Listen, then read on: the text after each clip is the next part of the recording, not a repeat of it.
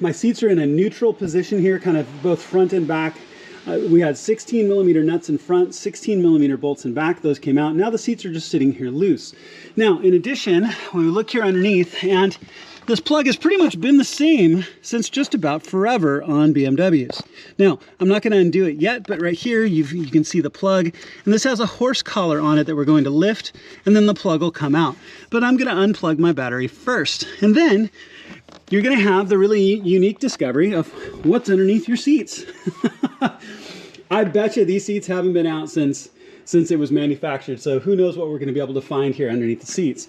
Now, what you're going to want to do in this case, I'm going to take them out the back. I'm going to lift them up off these front posts, settle it back into the back seats, and then carefully lift and work their way out.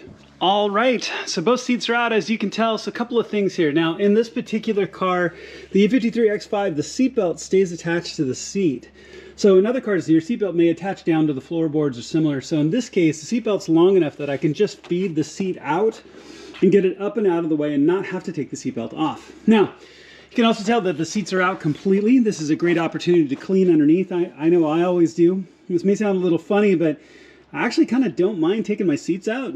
I like the ability to be able to clean underneath. So vacuum up completely, make it a nice, neat, and clean space to work in. I might even get some carpet cleaner. But as you can tell, those are out. Now, the back seat is even easier. So we're going to take the back seat base out. And in this and just about every BMW, since for the last 30 years, all you need to do is just grab the base and pull. And you can tell it starts to come up and away. Now, this whole piece will come up, the seat belts will feed down through, and this whole piece will come up and out. And then you can clean under there too and get it all nice and clean.